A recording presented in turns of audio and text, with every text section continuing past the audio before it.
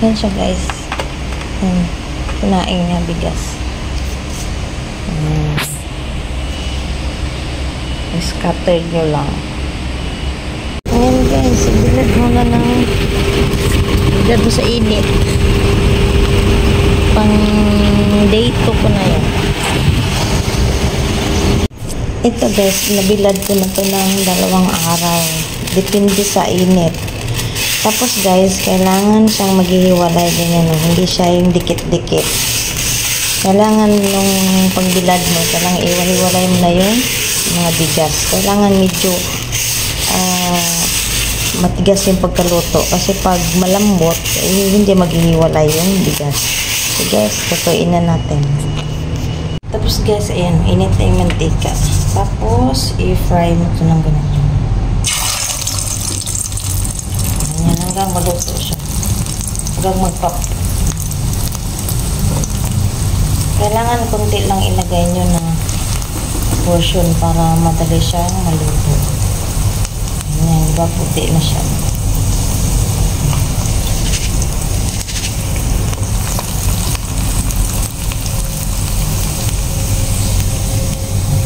Ayan. Sa proseso lang siya guys hanggang matapos na. Diba?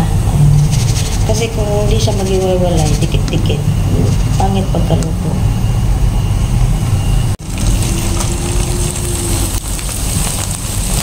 Ganda. Mas maganda yung malaking strainer.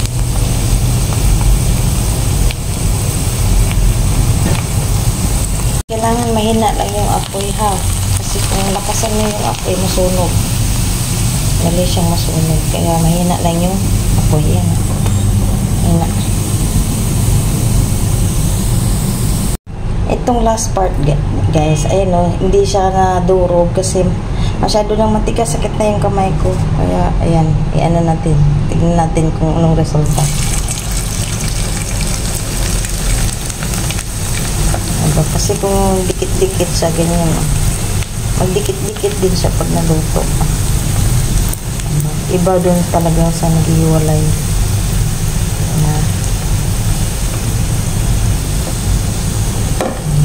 Excited na akong kainin. Ito yung naluto ko. Madami na pala siya. Nagpunta ng tissue. Ayan, ayan yung pang last part. Hindi siya gano'n naghihiwalay. Hindi kaya nito. Ayan, nawalay siya.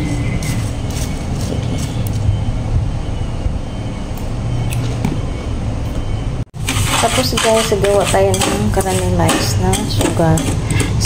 Pwede nyo lagyan ng calamansi. Konti. Tapos a little bit oil. Kailangan brown. Nila na yung apoy. Baka masunog. Tapos guys, i-mix nyo. Ibuhos nyo yung caramelized na sugar. Pwede kayo mag-add ng calamansi konti para medyo maasim. Ayan. Perfect yung ampaw ko ngayon.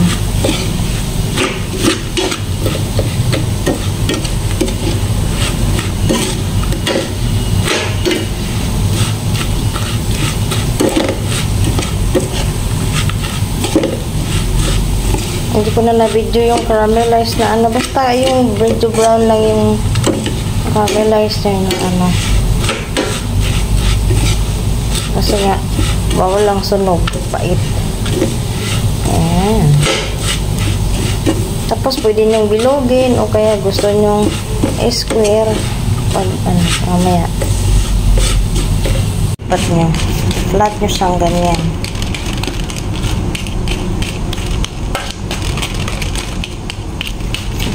Pwede rin gagawa kayo ng bilog.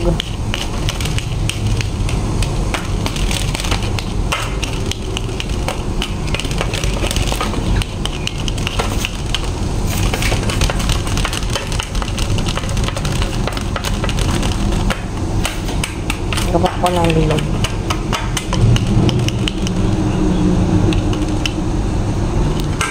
Kailangan pag nagbilog kayo guys, kailangan medyo mainit-init pa.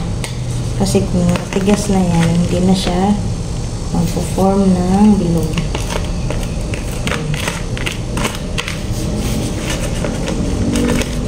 Mainit.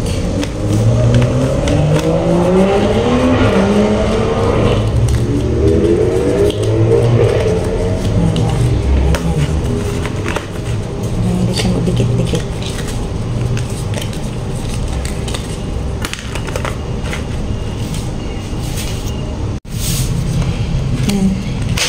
Hirap na i-square. Ayan, dikit-dikit na. Kailangan may space. Mas madali yung bilog kasi square. Hirap na i-form ng square. Ayan. Kasi medyo matigas na. Kailangan medyo mainit pa para yung sugar.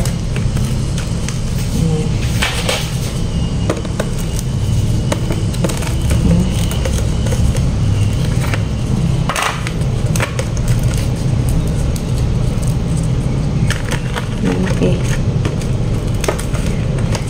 Mas madali yung bilog. Madaling i-form.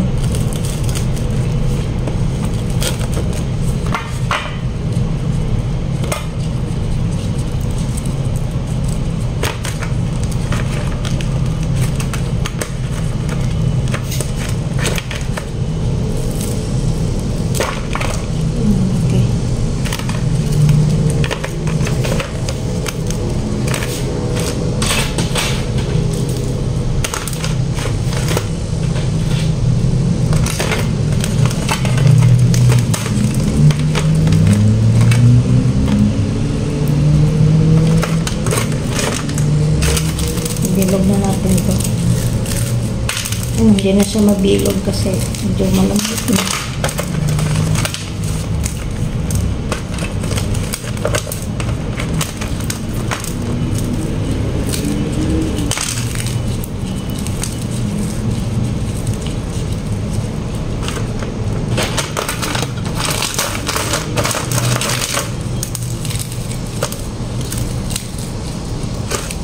Malamig na, hindi na siya ma-form.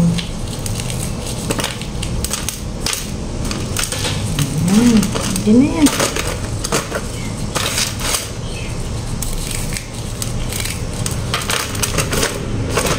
Ang bilis, matigas na. Net.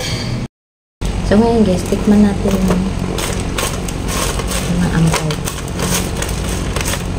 Rice pop pala. You know, dapat square to. Hirap mag-square yun, bilog ko. Ginamit ko nito brown sugar. Kaya ganyan siya brown. Pero white sugar, white sorry. Tikman na natin.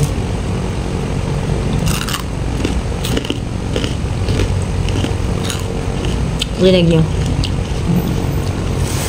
Crunchy.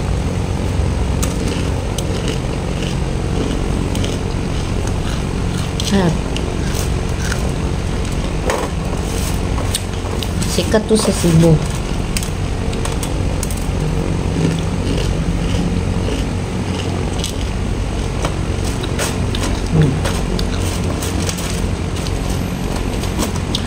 Hirap gawin mainit. Ngayon pa. Mainit na ganito. Hirap i-business. Kaya mahal.